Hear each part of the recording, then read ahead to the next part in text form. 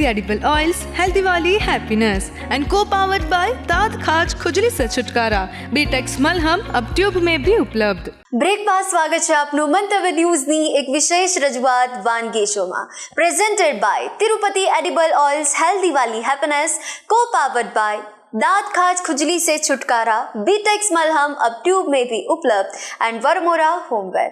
दर्शक मित्रों, પહેલું તો આપણે મકાઈની ખીચડી જોઈ, રીતિકાબેન હવે બીજી વાનગી આપના માટે કઈ લઈને આવ્યા છે, ચાલો આપણે એમને જ પૂછી લઈએ। રીતિકાબેન, હવે અમારા વ્યુઅર્સ માટે બીજી વાનગી લઈને આવ્યા છે, એનું નામ જણાવી દો। હવે આપણે બનાવશું મેંગો કોકોનટ બરફી। હવે કેરીની સિઝન તો આવી ગઈ છે બરાબર, પણ અત્યારે બધા સ્ટોર બી કરતા હોય છે ગમે તે, અને આજે મેં સ્પેશિયલી તોતા કેરીની હું આજે આમાં રેસીપી લઈને આવી છું।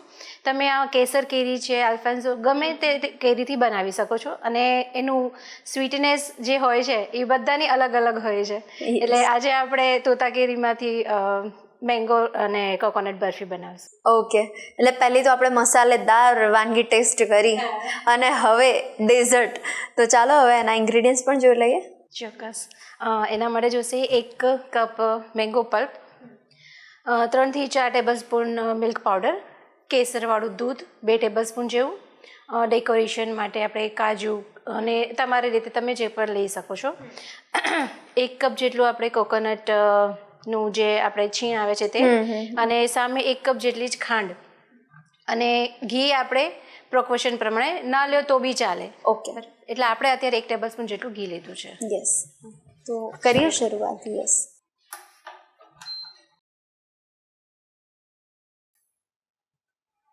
સૌ પ્રથમ આપણે ઘી નાખીશું બાઉલમાં,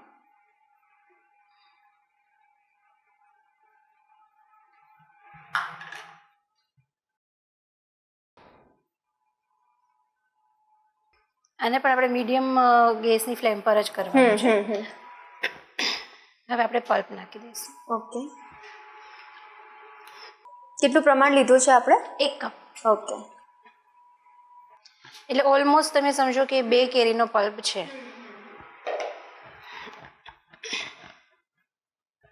હવે એને કન્ટિન્યુઅસ આપણે ચલાવતું રહેવાનું છે જ્યાં સુધી આપણને એવું લાગે કે હવે થોડું પેન છોડે છે એ રીતે।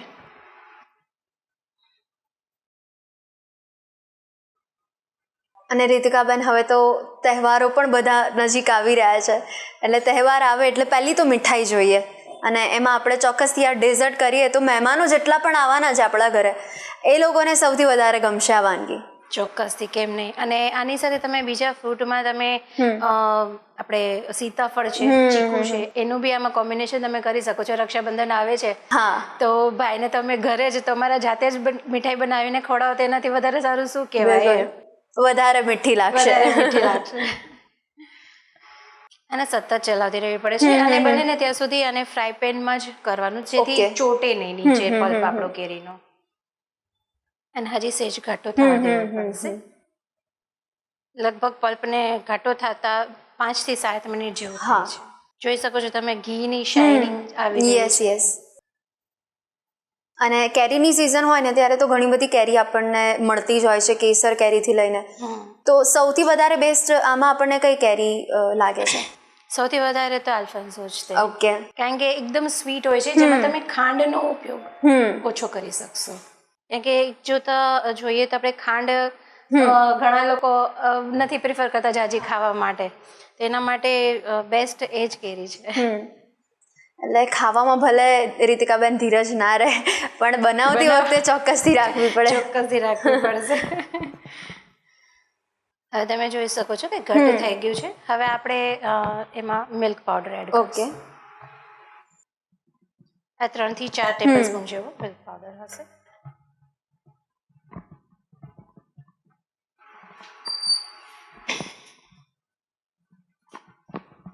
કન્ટિન્યુઅસ એને ચલાવતું જ રહેવું પડશે, અને બને તો તમે આ પ્રોસેસ સ્લો ટેમ્પરેચરમાં જ કરજો, નહીં તો એકદમથી ગાંઠા મળશે પડવા। હવે સેજ કેસરવાળું દૂધ, આ ટોટલી ઓપ્શનલ છે।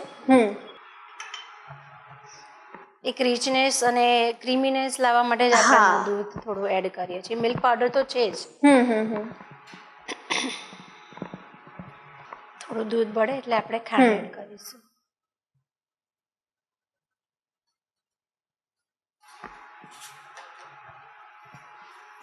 ઓલમોસ્ટ 1 કપ જેટલી આપણે.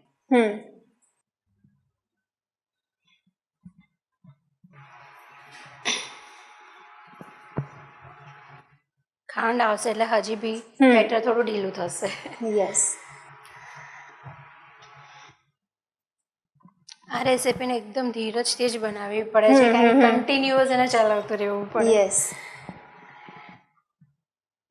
એટલે રીતિકાબેન ભલે એની લાંબી પ્રોસેસ છે પણ જ્યારે આપણને જીવ રિઝલ્ટ જોઈતો એવું મળે ને ત્યારે આખી પીરસાઈ જાય ને થાળી વાગે હા ચલો જોરદાર બની છે આપણી ડિશ. અને કેને કેટલી મહેનત કરી હોય ને પછી એને ખાવાની મજા કંઈક ઓર જ હોય. બિલકુલ. અને મને તો ખાવા કરતા ખવડાવવામાં વધારે સંતોષ થાય કે નહીં ચલો કોઈને ભાવી મારી વસ્તુ એવું થાય. યસ. તમારું ફેવરેટ ડેઝર્ટ કયું છે? મારું જોઈએ તો મને મિલ્કમાંથી બનેલી કોઈ પણ વાનગી હોય, બાસુંદી છે, દૂધપાક છે, ખીર છે, મને બહુ વધારે પસંદ છે. અચ્છા. કોર્સ મેંગો તો છે જ. યસ.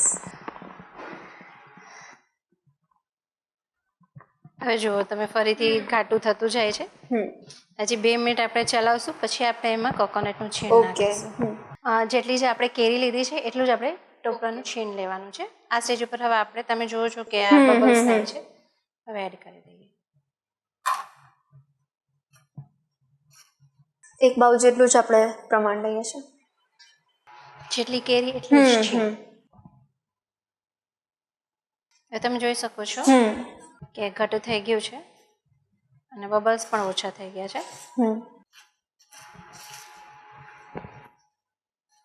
હવે ધીરે ધીરે પેન પણ છોડી રહ્યું છે. બસ 2 મિનિટ રાખીને આપણે એને સર્વ કરીશું. ઓકે. હવે આ પેન છોડવા માંડ્યું છે અને ઘટ થઈ ગયું છે તો હવે આપણે એને પાછું સર્વ કરી લઈએ.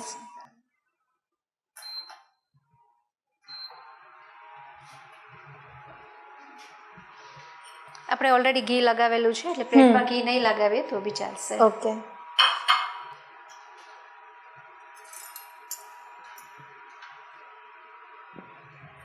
અત્યારે તમને એવું લાગશે કે આ આવું કેમ છે પણ ઠંડુ થશે ને એટલે સરસ આના ચોસલા પડશે અને સેટ થતાં અડધી કલાક જેવું થશે.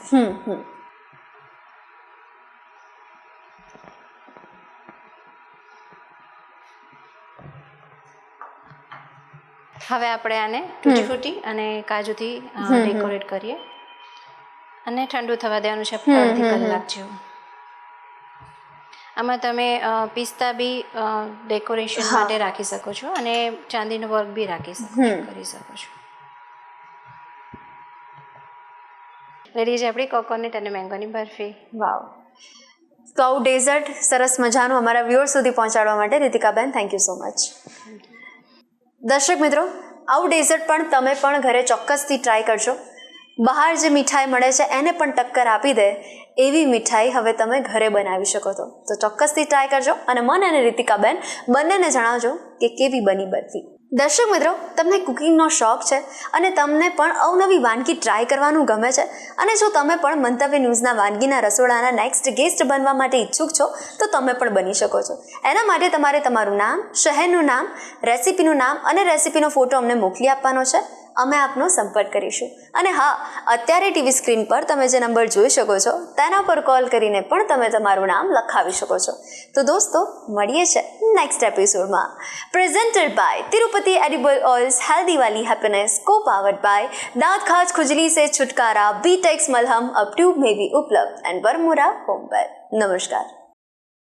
મેંગો નારિયેળની બરફી બનાવવાની સામગ્રી: મેંગો, ઘી, મિલ્ક પાવડર, ખાંડ, કેસર દૂધ, કોપરાનું છીણ, કાજુ, બદામ.